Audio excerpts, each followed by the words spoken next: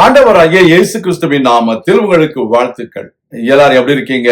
சுகமா இருக்கீங்களா? சந்தோஷமா இருக்கீங்களா? இந்த நாளிலும் ஆண்டவர் கொடுக்கிற ஆசீர்வாதமான வார்த்தை சங்கீதம் 86 4ஆம் வசனம். Psalms 86 verse 4. உமது அடியேனுடைய ஆத்துமாவை மகிழ்ச்சியாக்கும். ஆண்டவரே, உம்மிடத்தில் என் ஆத்துமாவை உயர்த்துகிறேன். அருமையான தேவனுடைய பிள்ளைகளே, சங்கீதக்காரனாகிய தாவீது தேவனிடத்திலே ஏறெடுக்கிற ஒரு அருமையான விண்ணப்பம், உமது அடியேனின் ஆத்மாவை மகிழ்ச்சியாக்கும் என்று சொல்லி. Dear child of God, it is the petition of King David to the Lord, saying, Lord, make my soul to rejoice in you. It is more important for us to rejoice in our soul. The outward joy will vanish. The outward happiness will vanish. But when you are rejoicing in your soul, nobody can steal your joy from your soul. That is the reason David lifted his soul up to the Lord. He would lift up his soul to the Lord so that God will bless him with the joy in his soul.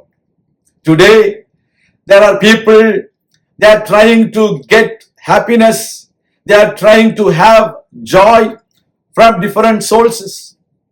Dear child of God, I want to tell you, every happiness and every joy that you receive from the other sources other than God will vanish. But the joy that you receive from God will not vanish.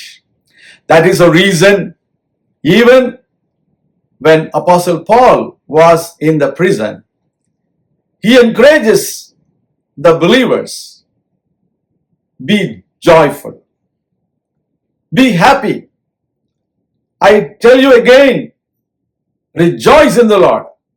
Rejoice.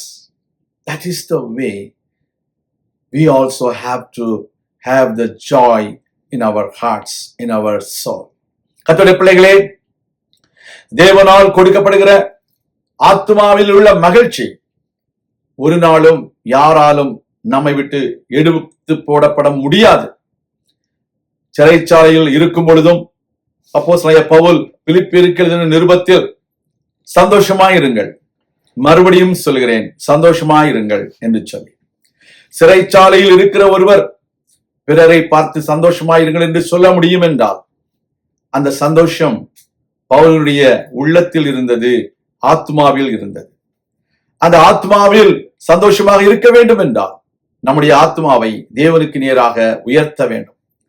Only when you lift your soul up to the Lord, you will receive that joy in your soul, which nobody can steal from you.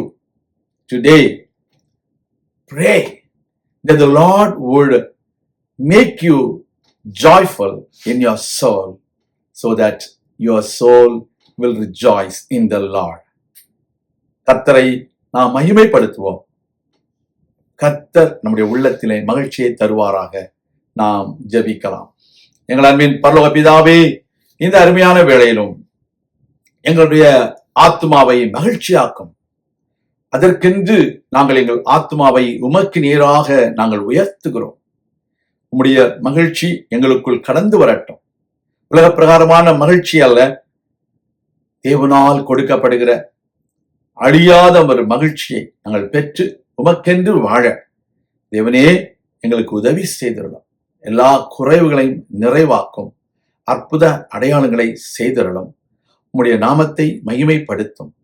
இயேசு கிறிஸ்துவின் நாமத்தில் ஜெபிக்கிறோம் எங்கள் நல்ல பிதாவே, ஆமேன்.